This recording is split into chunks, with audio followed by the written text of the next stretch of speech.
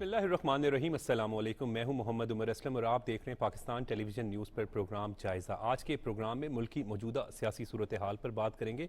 मलाइशिया के वज़ीर आज़म के दौरे पाकिस्तान के हवाले से भी गुफ्तगू करेंगे। आर्मी चीफ़ और सदर पाकिस्तान से भी उनकी अहम मुलाकात हुई, जबकि वज़ीर आज़म से जो मुलाकात हुई उसमें उन्होंने मियाँ मोहम्मद शहबाज शरीफ की तारीफ़ भी की कि कहा कि वो एक मेहनती इंसान है। जबकि आज के प्रोग्राम में जो है स्टॉक एक्सचेंज अब मुल्क की तारीख की बुलंद तरीन सतह पर है, उस पर भी बात करेंगे। मईशत बेहतरी की जानिब गामजन है, पंजाब तरक्की की राह पर गामजन, इस पर भी आज के प्रोग्राम में गुफ्तगू होगी।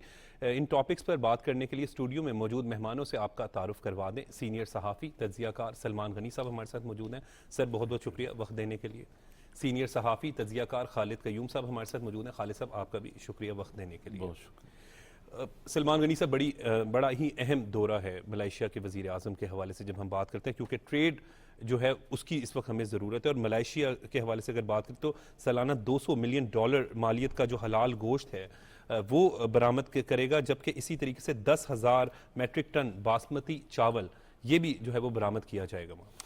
देखें उमर, ये सूरत हाल पाकिस्तान के हवाले से और ख़ास तौर पे इस्लामाबाद के हवाले से बड़ी इम्पॉर्टेंट है कि ये मलाइशिया के प्राइम मिनिस्टर का विज़िट ही नहीं है। अभी एक बड़ा ऐलान हुआ है कि भारतीय वज़ीर ख़ारजा ने शंघाई कॉन्फ्रेंस में आने का ऐलान किया है। तो ये भी पाकिस्तान और भारत के दरमियान बर्फ़ पिघलने के मुतरादिफ है। और इसके बाद आप आने वाले दिनों के अंदर देखेंगे, अभी सऊदी अरब का एक वफद आना है, चीन के प्राइम मिनिस्टर ने आना है, और 15 और 16 तारीख को शंघाई कॉन्फ्रेंस होने जा रही है, जिसमें चीन है, रूस है, ईरान है, पाकिस्तान है, काज़ाकिस्तान है, उज़्बेकिस्तान है। और ये सारे ममालिक जो हैं इन्होंने बैठ के इस खित्ते की सूरत हाल, दो तरफ़ा तल्लुकात और ख़ास तौर पे मुआशी जो मामला है उस पर बात करनी है। जहाँ तक आपने मलेशिया के प्राइम मिनिस्टर की बात की है, उनके दौरे की अहमियत का अंदाज़ा यहाँ से लगाएं कि उनका इस्तकबाल ख़ुद प्राइम मिनिस्टर शहबाज शरीफ साहब ने जाके किया है, और वो मलेशिया के प्राइम मिनिस्टर के साथ उनके वज़ीर ख़ारजा और दीगर अहम शोबाजात के मिनिस्टर्स भी मौजूद थे।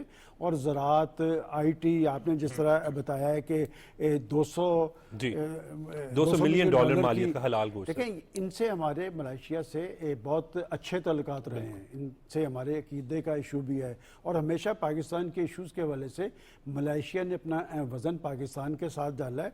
और इस मुलाकात और इस विज़िट के असरात आपको आने वाले दिनों में नजर आएंगे। देखिए, हमें बैसियत मजमूई देखना चाहिए कि इस खित्ते में पाकिस्तान की एक अहमियत और हैसियत बढ़ रही है। बिल्कुल ठीक। और इसको हमने कैश करवाना है अपनी मुआशी सूरत हाल के हवाले से। और जैसे मैंने आपको बताया कि जयशंकर अगर पाकिस्तान आ रहे हैं तो ये एक गैर मामूली डेवलपमेंट है, इसलिए एक डेडलॉक की कैफियत थी। वैसे तो इसका जो दावतनामा था, ये सरबराही कॉन्फ्रेंस हो रही है, तो जो दावतनामा था वो तो नरेंद्र मोदी साहब जो प्राइम मिनिस्टर है उनके नाम था कि वो तो नहीं आ रहे हैं, लेकिन उनके वज़ीर ख़ारजा आ रहे हैं। उनके बाद ये एक अहम हैसियत के हामिल हैं। ये जब कॉन्फ्रेंस में आएंगे, क्या ये अपनी एक्टिविटीज़ जो हैं एक कॉन्फ्रेंस तक महदूद रखेंगे या फिर साइडलाइंस मुलाकातें भी होंगी? देखिए, बात ये कि डेडलॉक की कैफियत हमेशा भारत ने पैदा की है। और मैं आपको ये बताता चलूँ कि पाकिस्तान वो मुल्क है कि एक इस खित्ते में तनाव और टकराव रहा है पाकिस्तान और भारत का, लेकिन प्लस पॉइंट पाकिस्तान का ये रहा है कि पाकिस्तान छोटा मुल्क होने के बावजूद हमेशा डायलॉग की बात कर रहा। आपका हर आने वाला प्राइम मिनिस्टर ये कहता रहा कि हम इश्यूज पे मुज़ाकरात करने के लिए तैयार हैं, और सब ने की है। और शहबाज शरीफ साहब आप देखें, जितने बैनुल-अक़वामी प्लेटफार्म पे गए हैं वहाँ पर जाके उन्होंने जहाँ पर इस खित्ते के इशूज़ का जिक्र किया है, कश्मीर का जिक्र किया है, फ़लस्तीन का जिक्र किया है, वहाँ से उन्होंने भारत की जब भी बात हुई है तो उन्होंने कहा कि हम उनसे तल्लुकात बेहतर बनाना चाहते हैं। मैं समझता हूँ कि भारत इस खित्ते का बड़ा मुल्क है, उसको दिल गुर्दा भी बड़ा करना पड़ेगा। और हमारे उनके दरमियान जो इशूज़ हैं, बड़ा इशू है कश्मीर का। कश्मीर पे पाकिस्तान का एक स्टांस है और इस पे कोई कंप्रोमाइज़ नहीं कर सकता। और ये कहने में इसलिए कोई आर नहीं है कि ये जो रेजोल्यूशंस है ना, ये दरअसल वहाँ पर भारतीय प्राइम मिनिस्टर गए थे, 18 रेजोल्यूशंस मौजूद हैं। आज देखें, दुनिया के अंदर अगर आलमी अमन कायम नहीं हो पा रहा तो ये हमारी आलमी कुव्वतों को देखना पड़ेगा, आलमी अदारों को देखना पड़ेगा कि जहाँ पर आपके मफादात हैं वहाँ तो हक़ खुद अरादियत मिल जाता है, मशरिक़ी तैमूर में मिल जाता है, सूडान में मिल जाता है, इरिट्रिया में मिल जाता है। फ़लस्तीन और कश्मीर के लोगों को भी हक़ खुद अरादियत मिलना चाहिए ताकि एक आलमी अमन कायम हो। देखें, ये जब हम मुआशी सूरत की बात करते हैं, मुआशी पेशरफ्त की बात करते हैं, ये सारी चीज़ें जो होती हैं अमन के साथ मुंसलिक हैं।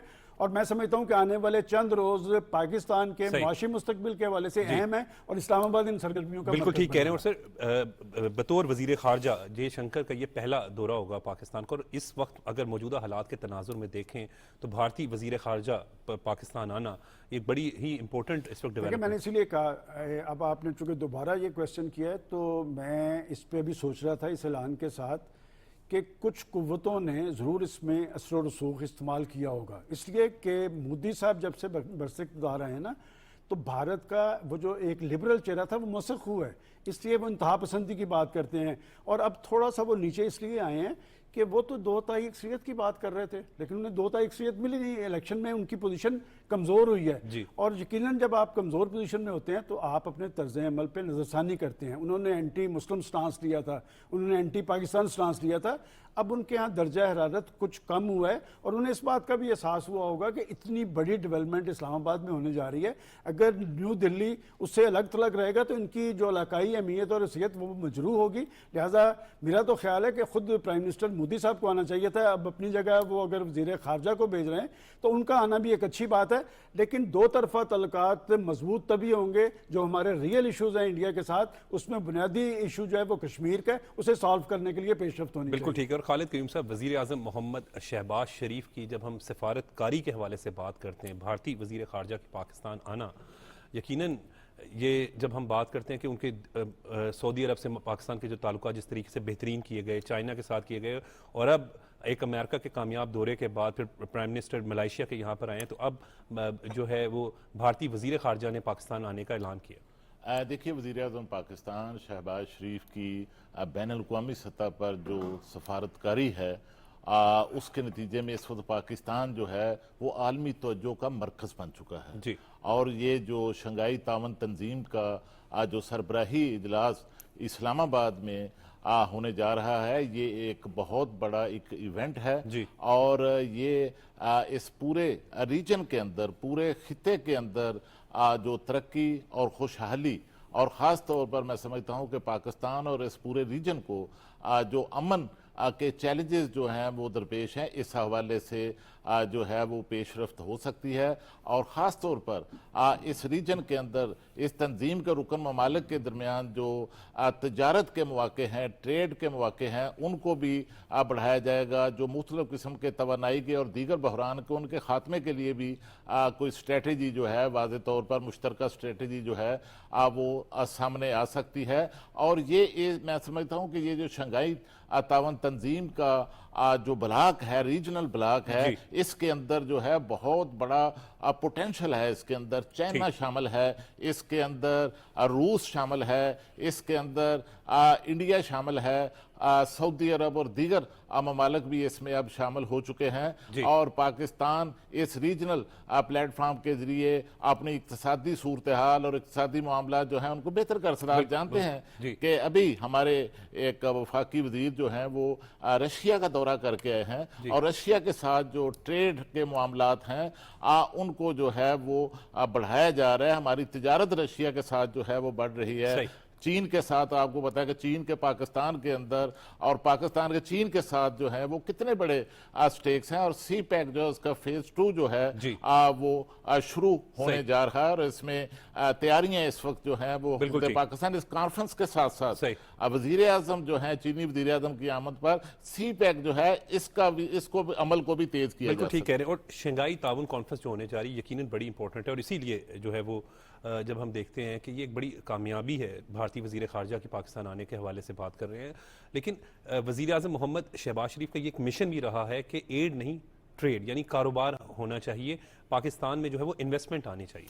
देखें, अभी जो बात की गई है ना रीजनल ब्लॉक की, ये आइडिया दरअसल पाकिस्तान का था। आज से चंद साल पहले उस वक़्त इस खिते का बर्निंग इशू अफ़गानिस्तान की सूरत हाल थी और ये पाकिस्तान था जिसने इस खिते के ममालिक पे जोर दिया कि ये हमारे खिते का इशू है और ये खिते के ममालिक को मिल के हल करना चाहिए।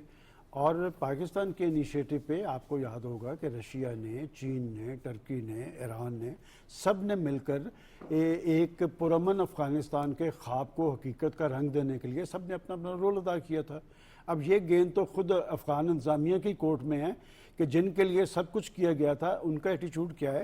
लेकिन जब आप मुआशी सूरत की बात कर रहे हैं कि पाकिस्तान एक न्यूक्लियर पावर है, दफाई एतबार से आप खुद निसारी की मंजिल पे पहुंच चुके हैं, आप पर दुश्मन का कोई खौफ तारी नहीं है, इसलिए कि दुश्मन को बहुत बेहतर पता है कि पाकिस्तान का एटॉमिक प्रोग्राम और ख़ास तौर पे पाकिस्तान का मिसाइल टेक्नोलॉजी सिस्टम कितना मौसर है ये सिर्फ भारत को पता है। लेकिन अब ये जो दौर जा रहा है ये जंग हो रही है मुआशी मैदान पे। बिल्कुल ठीक कह रहे हैं। और दुनिया के अंदर मजबूत ममालिक वही हैं जो मुआशी हवाले से जिनकी मजबूत मैशियत मजबूत है और पाकिस्तान के आज के प्राइम मिनिस्टर का आप देखें कि अगर उनकी सारी एक्टिविटीज़ का जायजा लें तो 80% एक्टिविटीज़ सारी मुआशी सूरत हाल के हवाले से हैं।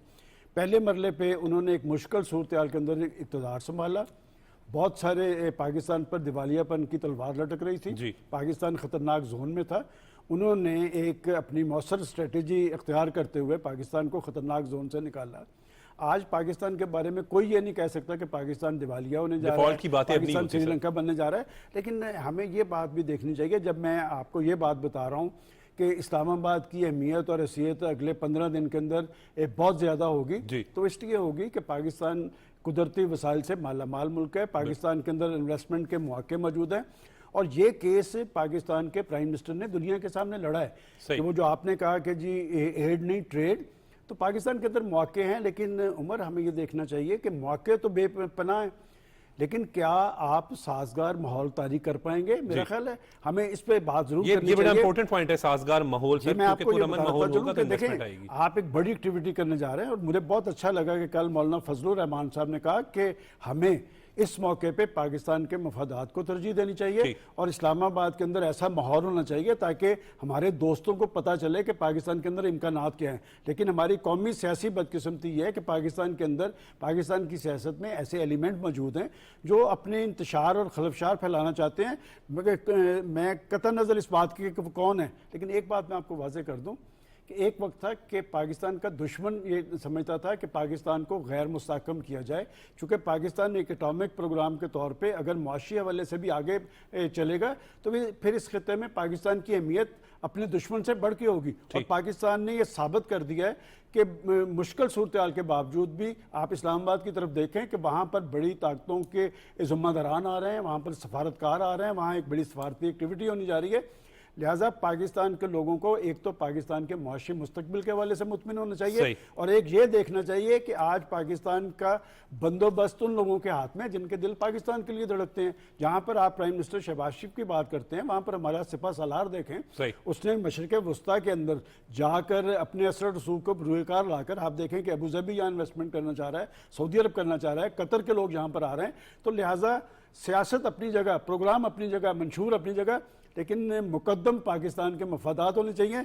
जिस दिन आपकी मईशत मजबूत होगी तो दरअसल ये वो पाकिस्तान होगा जिसका ख्वाब हजरत इकबाल ने देखा था और जैसा पाकिस्तान कायदे आज़म बनाना चाहते हैं। बिल्कुल ठीक है, सियासत अपनी जगह, खालिद करीम साहब बिल्कुल दुरुस्त बात की सलमान गनी साहब ने कि सियासत अपनी जगह, अपने मफादात अलहदा हैं हमारे, लेकिन सबसे पहले पाकिस्तान की सोच होनी चाहिए। और जब हम वज़ीर आज़म मोहम्मद शहबाज शरीफ का जिक्र करते हैं तो PDM की गवर्नमेंट में जब वो वज़ीर आज़म बने तो उस वक्त बहुत बड़ा चैलेंज था कि पाकिस्तान को डिफ़ॉल्ट होने से बचाना है। डिफ़ॉल्ट होने से उन्होंने बचाया, अब जो है वो मैशियत को मजबूत करना था। और अभी तक की अगर हम उनकी कारकर्दगी देखें तो वो बड़ी बेहतर नज़र आती है। स्टॉक एक्सचेंज 83,000 इंडेक्स क्रॉस कर गई, मुल्क की तारीख की जो बुलंद तरीन सतह पर मौजूद है। ये इशारे हैं कि मैशियत जो है वो बेहतरी की जानिब गामजन है। देखिए ये दुरुस्त है, सलमान गनी साहब ने दुरुस्त फरमाया कि पहली जो PDM की हुकूमत थी उसमें वज़ीर आज़म पाकिस्तान शहबाज शरीफ ने जो है पाकिस्तान को डिफ़ॉल्ट से बचाया जी। और ये अब जो दूसरा दौर है वज़ीर आज़म पाकिस्तान शहबाज शरीफ की हुकूमत का, इस दौर के अंदर हम देख रहे हैं कि जो मैशत है उसकी बहाली के लिए इकदाम किए जा रहे हैं। ना सिर्फ इकदाम किए जा रहे हैं बल्कि बहाली के इकदाम के जो वाज़े इसरात हैं वो भी सामने आना शुरू हो चुके हैं। साजगार माहौल बड़ा और जो आपने फरमाया कि देखिए जो पाकिस्तान की जो स्टॉक मार्केट है इस वक्त वो 83,000 की हद को अबूर कर चुकी है। कल 980 पॉइंट का स्टॉक मार्केट में इजाफा हुआ, आज 400 कुछ पॉइंट जो हैं वो बड़े हैं। और इसके साथ अगर आप देखें IMF के साथ जो मामला तय हुए हैं, पहले जो IMF के साथ मुआहदा तय हुआ था वो भी वजीर आजम पाकिस्तान शहबाज शरीफ की जो कोशिशें थी और उनकी IMF की MD के साथ जो बराह रास्त उनके रवाबत थे उसके नतीजे में हुआ। फ्रांस में मुलाकात हुई और अब फिर इसमें भी ये जो पाकिस्तान की तारीख का सबसे बड़ा जो पाकिस्तान को बेल आउट पैकेज मिला है, इसमें भी वज़ीर आज़म पाकिस्तान का कलीदी किरदार है। और इसमें कोई शक नहीं कि पाकिस्तान की अस्करी क़यादत जो है उसका भी जो है इसमें एक बड़ा नुमाया रोल है, क्योंकि जो फाइनेंस को गैप था फाइनेंस का इस एग्रीमेंट को हासिल करने के, इस मुआहदे के लिए, इस बेल आउट पैकेज को हासिल करने के लिए वो सऊदी अरब, UAE और चाइना की तरफ से $12 अरब का जो है वो फाइनेंशियल गैप जो था फाइनेंस का, उसको पूरा किया गया। और इसके साथ आप देखें कि वाज़े असरात जो हैं, ये जो पिछले समाही जो ख़त्म हो रही है, इसका अगर आदाद शुमार उठाएं तो पाकिस्तान की जो बरामदात हैं उनमें एक बड़ा नुमाया जो है वो इजाफा जो है हुआ है। 16% तक फीसद तक जो है हमारी बरामदात बढ़ना शुरू हो चुकी है। हमारी तरसीलात ज़र जो है वो बढ़ना शुरू हो चुकी हैं। हमारा जो तजारती सारा है वो कम हो रहा है, हमारा करंट अकाउंट सारा कम हो रहा है। इसके साथ जो शरह सूद कम की गई है, 17.5 और ख़ास तौर पर जो देखिए महंगाई जो एक साल पहले वो सिंगल डिजिट पर आ गई, कम होकर अब जो है 6.9% तक जो है वो नीचे आ चुकी है। लेकिन एक कोशिश इस बात की है कि ये जो मुआशी इशारिये बेहतर हो रहे हैं, अदाद शुमार बेहतर हो रहे हैं, हुकूमती पॉलिसियों के मस्बत नताइज सामने आ रहे हैं, इनका असर जो है वो निचली सतह तक मुंतकिल। बिल्कुल ठीक है। और जब निचली सतह तक इनका असर होना चाहिए तो पेट्रोलियम मसनूआत की कीमतों में कमी भी एक बड़ा अहम फैक्टर है कि कोशिश की गई वज़ीर आज़म की जानिब से कि अवाम को रिलीफ दिया जाए। मेरा ख्याल शरीफ की आदत इस हवाले से बड़ी खुशकिस्मत है कि जब भी ये बरसकदार आते हैं तो पेट्रोलियम की आलमी मार्केट क्रैश कर जाती है। और इससे पहले भी मुझे याद है जब नवाज शरीफ साहब प्राइम मिनिस्टर थे, वो खुद आके ऐलान किया करते थे। और आप देख लें कि पेट्रोलियम की कीमतों में उनके दौर में तकरीबन 100 रुपये तक कमी हुई थी। और अब भी मैं समझता हूँ कि अच्छी बात है कि ये कमी हो रही है। और कमी देखें, जब आप जब ये कमी हो रही है ना, इस कमी के समरात आम आदमी तक जाने चाहिए। मैं इसलिए कह रहा हूँ ये एक बड़ा इशू है कि बिजली, गैस या पेट्रोलियम की जब कीमतें बढ़ती हैं ना तो ऑटोमेटिकली लोग अशियाए ज़रूरियात की कीमतें बढ़ा लेते हैं। और जब चीज़ों की इनमें कमी होगी तो उसके असरात भी आने चाहिए। और ये काम है फेडरल गवर्नमेंट का नहीं, सूबाई हुकूमतों का। और सूबाई हुकूमतों के अंदर आप अपनी इंतजामी मशीनरी को इस हवाले से बुरुकार लाएँ।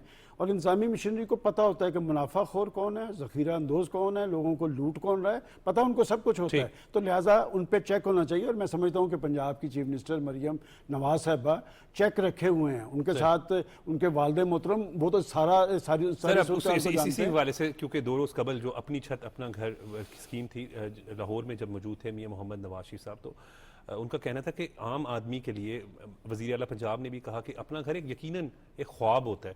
तो कोशिश तो पंजाब हुकूमत भी जो है वो कर रही है। देखें, उन्होंने ये बहुत अच्छी बात है कि अपनी छत और अपना घर, लेकिन नवाज शरीफ साहब ने उस घर का जिक्र ज़्यादा किया जो हम सब का घर है।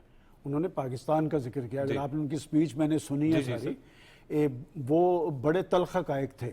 मैं हमेशा ये बात कहता हूँ कि जब पाकिस्तान की पॉलिटिकल पार्टीज़ की या पॉलिटिकल लीडरशिप की ज़िम्मेदारी है कि वो ज़िम्मेदाराना तर्ज़-ए-अमल अख्तियार करें, तो फिर पाकिस्तान के रियासती इदारों को भी पाकिस्तान के मफादात को तरजीह देनी चाहिए। नवाज शरीफ साहब ने जो गिला किया है, जिस ऑडियो टेप की बात की है, ये इससे पहले भी हम उनसे सुन चुके हैं। बात ये कि क्या किसी चीफ जस्टिस को ये इख्तियार है कि वो एक चलती गवर्नमेंट को चलता करे किसी साजिश का मंबा बन के। लेकिन हम पाकिस्तान कुदरती वसाइल से मालामाल मुल्क है, लेकिन आखिर क्या वजह थी कि हम न्यूक्लियर पावर भी थे और कशकोल भी हमारे हाथ में था।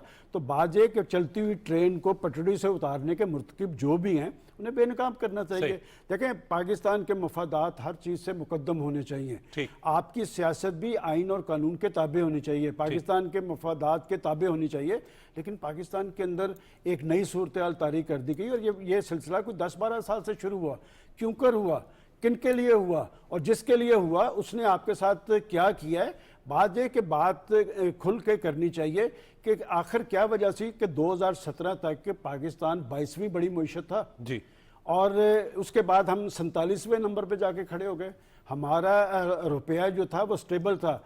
पाकिस्तान के अंदर बिजली वाफर थी, पाकिस्तान के अंदर अशियाए ज़रूरियात की कीमतों में आग नहीं लगी हुई थी, लोगों के अंदर एक उम्मीद और आस थी। फिर उस चलती ट्रेन को किसने नीचे उतारा? तो मैं समझता हूँ नवाज शरीफ साहब की उस तकरीर के बाद मैं हमेशा ये बात मैंने उन्हें हरमे पाक में भी कही थी कि आप बड़े खुशकिस्मत आदमी हैं कि आपके खिलाफ जिसने साजिश की थी आपकी जिंदगी में वो सारे चेहरे बेनकाब हो गए। लेकिन मैं समझता हूँ उमर, हमें हर वक्त सियासत तक महदूद नहीं रहना चाहिए।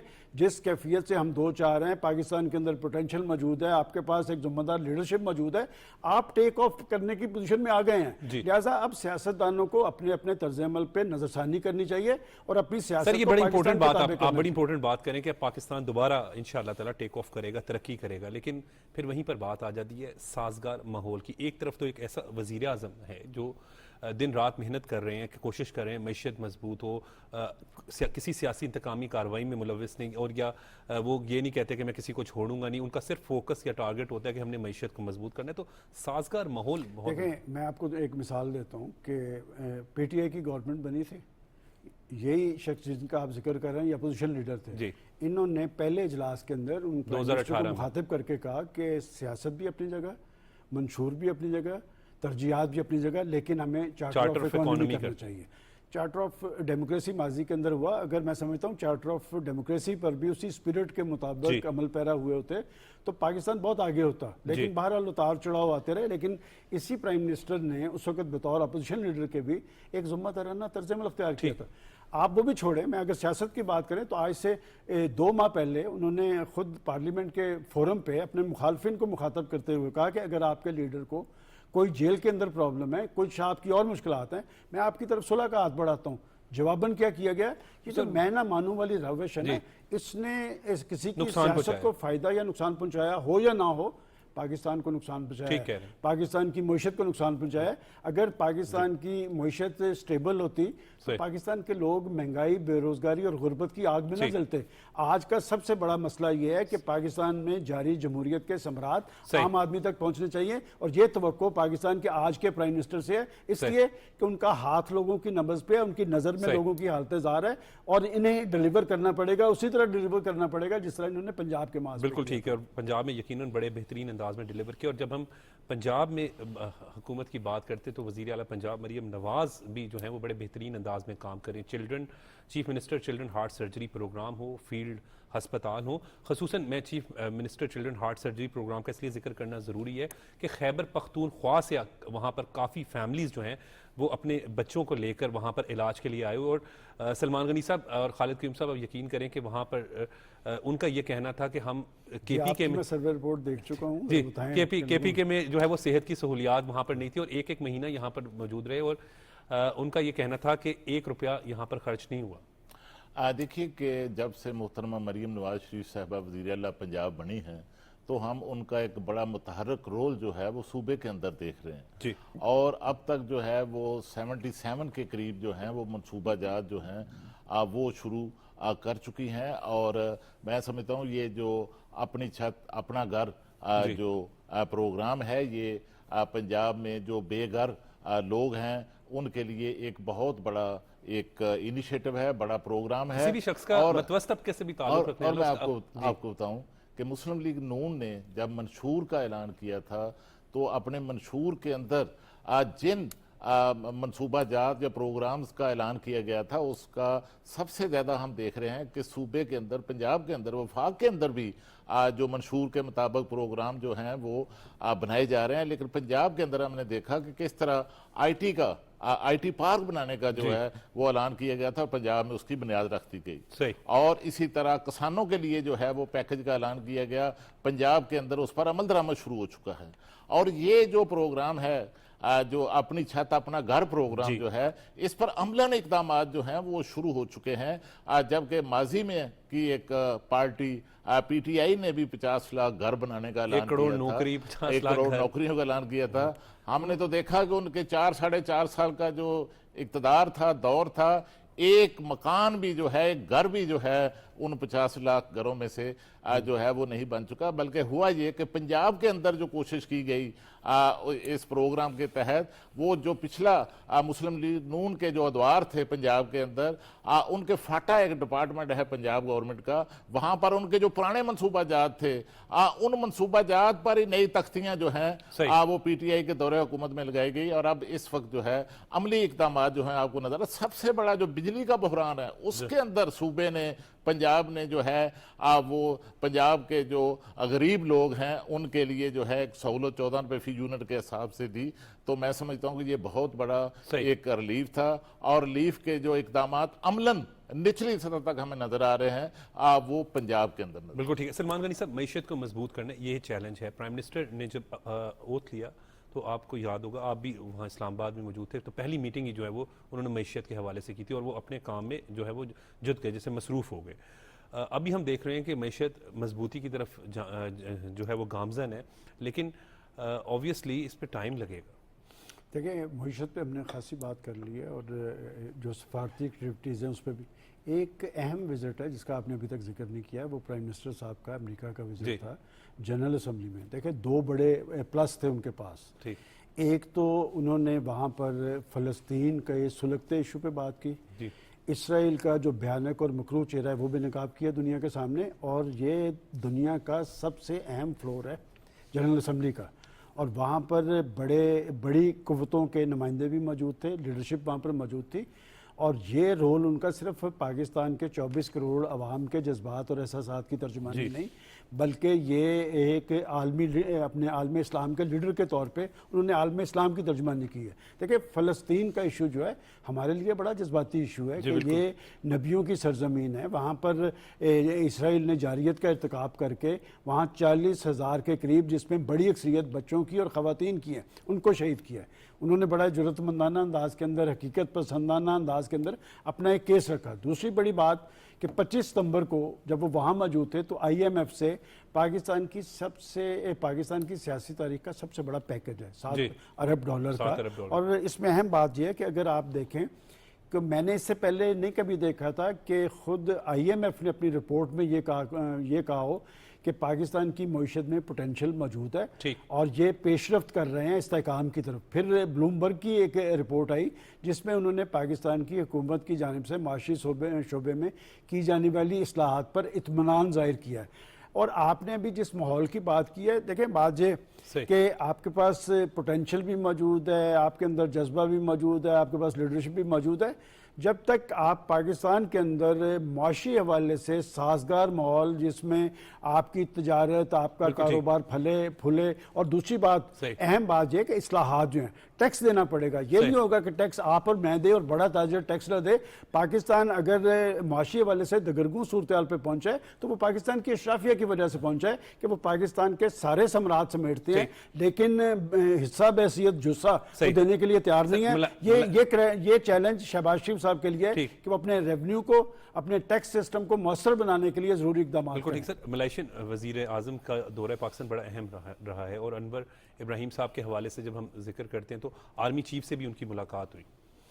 देखें, उनकी सिर्फ आर्मी चीफ से नहीं, पाकिस्तान के प्रेसिडेंट से भी मुलाकात हुई, प्राइम मिनिस्टर से भी मुलाकात हुई। एक यूनिवर्सिटी में उन्होंने लेक्चर दिया है, 2-3 रोज़ का उनका विजिट था, हर हवाले से नतीजा खेज रहा है। और जब किसी मुल्क का प्राइम मिनिस्टर 2-3 रोज़ के लिए आए ना, तो इसका मतलब उसका उस मुल्क के साथ एक जज्बाती लगाव है। पाकिस्तान और मलेशिया के तल्लुकात बड़े अच्छे हैं, जैसे आपको शुरू में बताया, सियासी, समाजी, मजहबी, ये हर हवाले से मलेशिया पाकिस्तान के साथ जुड़ा रहा है। पाकिस्तान मलेशियन लीडरशिप के साथ एक सॉफ्ट कॉर्नर हमेशा से रहा है। देखिए, ये जो दो तरफा तल्लुकात होते हैं, ये एक तो जज्बात के साथ वाबस्ता होते हैं, दूसरे मफादात के साथ होते हैं।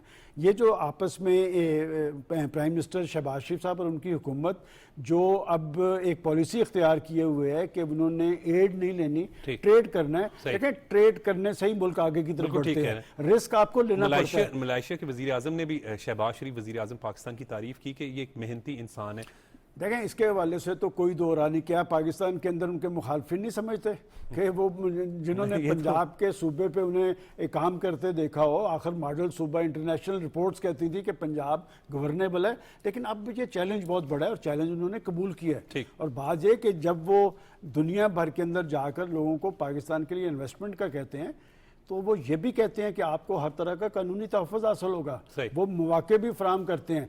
एक बात मैं ज़रूर करूँगा कि ये हमारे यहाँ जो मुआशी एक्टिविटीज़ तेज़ नहीं हुई और बैरूनी सरमायाकार पाकिस्तान में आता हुआ डरता था, तो इसकी बड़ी वजह पाकिस्तान के अंदर अफसरशाही भी थी, हमारा ब्यूरोक्रेसी का सिस्टम था। और मैं समझता हूँ कि एक तरफ जहाँ पर मुआशी शोबा में इस्लाहात हो रही हैं, वहाँ पर ब्यूरोक्रेसी का किबला भी सीधा किया जा रहा है कि आप मामलात में रुकावट न डालें। ये पाकिस्तान के लोग नहीं हैं। देखें, ये जो गैर मुल्की और मुल्की सरमायाकारी का अमल है, ये मुल्कों को आगे ले जाने का बायस होता है। तो मेरा ख्याल है कि माजी के अंदर हम एक रवायती अंदाज के अंदर चलते रहे, अब वो रवायती अंदाज से हटकर पाकिस्तान को मुआशी हवाले से खुद इंसारी की मंजिल पे पहुंचाने के लिए ज़रूरी ये है कि सबको अपने अपने तर्ज अमल में तब्दीली लानी पड़ेगी, और वो लोड जो पाकिस्तान के आम आदमी पर पड़ा है वो आम आदमी से हटाकर पाकिस्तान की अशराफिया पे डालना पड़ेगा। ये नहीं होगा कि पाकिस्तान के लोग तो उस लोड के नीचे दबे रहें, उन बेचारों का चूल्हा ना जले और अशराफिया की याशियाँ जारी रहें। तो ये चैलेंज शहबाज शरीफ साहब के लिए है, चूंकि वो हमेशा से ये बात करते रहे। उन्होंने अपनी कैबिनेट के लिए कुछ लाइन्स ड्रॉ की थी, उन्होंने कफ़ायत शारी की एक मुहिम बुलाई थी। मैं समझता हूँ कि अपनी पॉलिसीज़ पे भी कामजन रहें, और वो जो कफ़ायत शारी की मुहिम उनकी वजह से बनी हुई है, उस पर भी मौसर अंदाज के अंदर उस पर अमल पैरा हो। जब तक ये याशियों का सिलसिला खत्म नहीं होगा, पाकिस्तान अपनी सही डिगर पे नहीं चल सकता। बिल्कुल ठीक है। खालिद कयूम साहब, मलेशिया के वज़ीर आज़म का दौरे पाकिस्तान के हवाले से हम बात करें, सदर आसिफ अली जरदारी साहब से जो मुलाकात हुई उसमें उन्होंने जो है आला तरीन सिविल से भी जो है निशान पाकिस्तान से जो है वो नवाजा है उन्हें। देखिए, सलमान गनी साहब ने दुरुस्त फरमाया कि पाकिस्तान एड नहीं ट्रेड पर यकीन रखता है जी। और इसी सिलसिले में दोनों बरादर इस्लामी ममालिक की जो क़यादत है, उन्होंने एक और बड़ा अहम फैसला किया है कि इस वक्त पाकिस्तान की जो ट्रेड है पाकिस्तान और मलेशिया के दरमियान वो 1.8 बिलियन डॉलर के दरमियान है। और अब दोनों ममालिक ने ये फैसला किया है कि ये जो दोनों ममालिक के दरमियान बाहमी तजारत है, इसका हुजम 1.8 बिलियन डॉलर से बढ़ाकर 12 अरब डॉलर तक जो है वो आने वाले सालों में ले जाया जाएगा। और दूसरा, पाकिस्तान का जो मफाद है दोनों ममालिक है एक दूसरे के साथ जुड़ा हुआ है। और अगर आप देखें कि कश्मीर और फ़लस्तीन के मामले पर भी दोनों ममालिक का एक जो है यकसां एक ही मौक़िफ़ जो है दोनों ममालिक रखते हैं। और दूसरा, अगर आप देखें एजुकेशन सेक्टर के अंदर अगर आप देखें तो 5000 से ज़ायद जो स्टूडेंट्स हैं पाकिस्तानी वो मलेशियन यूनिवर्सिटीज़ में जो है वो इस वक्त तालीम जो है वो हासिल कर रहे हैं। और मैं समझता हूँ कि जो आने वाले वक्त में पाकिस्तान जो मुलाकात सदर पाकिस्तान से हुई है और आर्मी चीफ के साथ हुई है, इस वज़ीर-ए-आज़म मलेशियन वज़ीर-ए-आज़म के इस दौरे में दोनों ममालिक के दरमियान दफ़ाई तावन बढ़ाने पर भी जो है इत्तफाक हुआ है। और मैं समझता हूँ कि इससे भी जो है आगे दोनों ममालिक जो हैं वो मिलकर जो हैं वो अपनी दफ़ाई जो ज़रूरियात हैं उनमें एक दूसरे के साथ और ट्रेड के हवाले से भी बात करें पाकिस्तान और मलेशिया के दरमियान, तो 1.4 बिलियन अमरीकी डॉलर रही है, जिसमें पाम ऑयल, इलेक्ट्रॉनिक समेत दीगर जो है वो चीज़ें शामिल हैं। देखिए कि पाकिस्तान से जिस तरह आपने शुरू में फरमाया कि यहाँ से जो है वो अब 200 मिलियन डॉलर का जो है यहाँ से एक्सपोर्ट होंगी, चावल एक्सपोर्ट होंगे, गोश्त एक्सपोर्ट होगा, हलाल फूड जो है वो मलेशिया के अंदर जो है उसकी बड़ी जो है वहाँ पर डिमांड है। तो इसके साथ वहाँ से फिर इसके बदले में पाकिस्तान जो है वहाँ से केमिकल्स जो हैं मुख्तलिफ किस्म के वो जो है वो इम्पोर्ट करेगा। और आपको याद है कि हमारा जो सबसे बड़ी हमारी इम्पोर्ट है जो शह खुर्दनोश के लिए घी की तैयारी के लिए खुर्दनी तेल की, वो वहाँ से हम जो है वो इस रीजन के अंदर मलेशिया और दीगर ममालिक से मंगवाते हैं। और इसके साथ मलेशिया जो है वो इलेक्ट्रॉनिक्स की जो मसनूआत हैं उनकी भी जो है एक बड़ी मार्केट है, क्योंकि जो जापान के अंदर जो इंडस्ट्री है, इलेक्ट्रॉनिक्स इंडस्ट्री है, वो इस रीजन के अंदर मलेशिया और इसके जो कुर्बो जवार में ममालिक है वहाँ पर शिफ्ट हो चुकी है। और वहाँ से भी हम इलेक्ट्रॉनिक्स की जो मसनूआत हैं वो भी पाकिस्तान जो है वहाँ से इम्पोर्ट कर। बिल्कुल ठीक है। अब से कुछ देर कबल सदर मुस्लिम लीग नून मियाँ मोहम्मद नवाज शरीफ साहब की ऑस्ट्रेलियन हाई कमिश्नर से मुलाकात हुई। ये मुलाकात भी बड़ी अहम है, इसमें मुख्तलिफ अमूर पर जो है वो गुफ्तगू हुई है। देखिए, आपने ऑस्ट्रेलियन हाई कमिश्नर से मुलाकात हुई है लास्ट वीक। चीनी इन्वेस्टर भी उन्हें जापान के मिले भी। थे, अमेरिकी इन्वेस्टर भी मिले थे। इसका मतलब कि वो बराह रास्त तो पाकिस्तान के प्राइम मिनिस्टर नहीं हैं, लेकिन उनकी पाकिस्तान की सियासत में एक अहमियत और हैसियत इसलिए है कि उनकी पार्टी बरसिकदार है। और हाई कमिश्नर हो या इन्वेस्टर्स हों, हम शायद अंडर एस्टिमेट उन्हें पाकिस्तान में करते होंगे, लेकिन उन्हें पता है कि पावर किसके पास है ठीक। और पाकिस्तान के नज़्म नस्क को चलाने में उनका रोल क्या है। लिहाजा नवाज शरीफ साहब की एक अहमियत और हैसियत ना सिर्फ पाकिस्तान के अंदर कायम है, वो 3 दफ़ा पाकिस्तान के प्राइम मिनिस्टर रहे हैं। और ये सारे इन्वेस्टर ये भी जानते हैं कि ये वो शख्स था जिसने मगरिब के प्रेशर के बावजूद पाकिस्तान को एटमी पावर बनाया था। तो वो हमारे से ज़्यादा उनकी अहमियत और हैसियत समझते हैं। और वो इन मुलाकातों का मकसद होता है कि एक दूसरे के ख्यालात को समझा जाए, इस खित्ते के हवाले से मामलात को समझा जाए। और नवाज शरीफ साहब, देखें, मुझे कोई 30-40 साल हो गए हैं मुस्लिम लीग नून को कवर करते हुए, रिपोर्टिंग करते हुए। ये वो शख्स था जो पाकिस्तान की सियासत में हुकूमत को डिलीवर करने का जरिया बनाता था।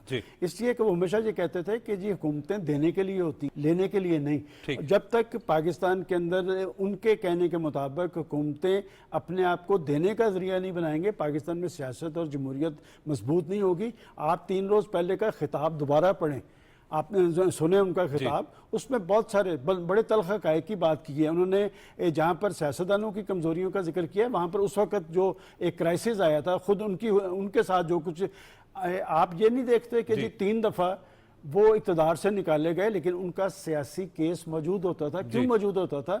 इसलिए कि वो अपनी हुकूमत को जरिया बनाते थे लोगों की जिंदगियों में इत्मीनान के लिए, उनको फैसिलिटीज देने के लिए। और जो हुकूमतें भी अपनी सियासत को, अपनी तरजीहात को, अपने इकदामात को आम आदमी की बेहतरी के लिए, उनकी खुशहाली के लिए बुरुए कार लाती हैं, उनकी सियासत रहती है, उनकी सियासत खत्म नहीं होती।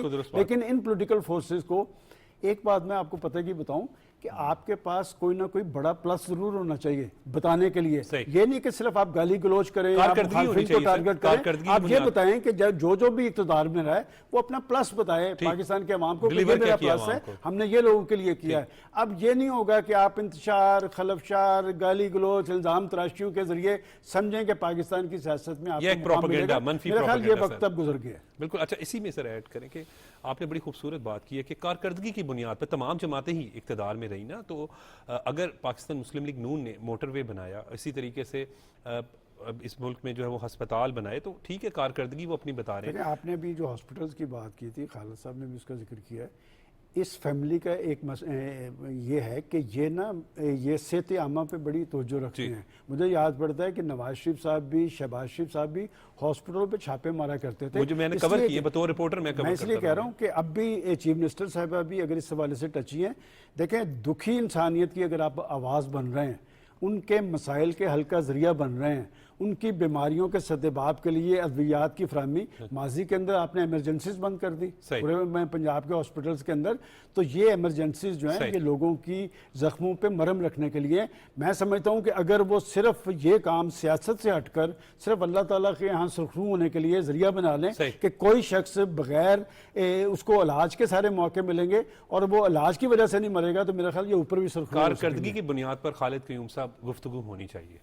देखिए, मैं समझता हूँ कि अगर आप मुस्लिम लीग नून के तीनों अदवार को उठाकर देखें, नवाज शरीफ साहब की वजारत उस्मा को, तो आपको नजर आएगा, आपको मनसूबा जात नजर आएंगे, आपको मोटरवेज का जाल बिछता हुआ नजर आएगा, आपको तवानाई का जो बहरान है, बदतरीन बहरान था 2013 में जब तीसरी बार वजीर आज़म पाकिस्तान बने नवाज शरीफ साहब, तो आपने देखा कि किस तरह फिर जो लोड शेडिंग का जो था वो खात्मा हुआ और 10,000 मेगावाट से ज्यादा बिजली जो है वो नेशनल ग्रिड में हंगामी तौर पर पैदा करके उसमें शामिल की गई। और इसके साथ अगर आप देखें, जो अस्पतालों की बात सलमान गनी साहब कर रहे हैं कि पंजाब के अंदर जितने बड़े जो हॉस्पिटल बने हैं वो नून लीग के दौरे हुकूमत में बने। और सबसे आखिरी मैं समझता हूँ शहबाज शरीफ साहब जब वज़ीर आला पंजाब थे तो स्टेट ऑफ द आर्ट 22 अरब रुपए की लागत से जो PKLI का बिल्कुल अस्पताल दुरुस्त है, बात कह रहे हैं वो PKLI बनाया को गया मैं उसको और अब विजिट करता फिर रहा हूं। बहुत खूबसूरत, बिल्कुल आपने बात दुरुस्त की। बहुत बहुत शुक्रिया सलमान गनी साहब और बहुत बहुत शुक्रिया खालिद कयूम साहब।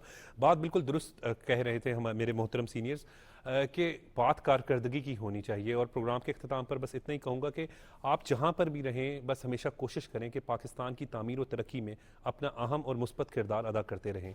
आज के प्रोग्राम के लिए बस इतना ही, मुझे इजाज़त दें। देखते रहें पाकिस्तान टेलीविज़न न्यूज़।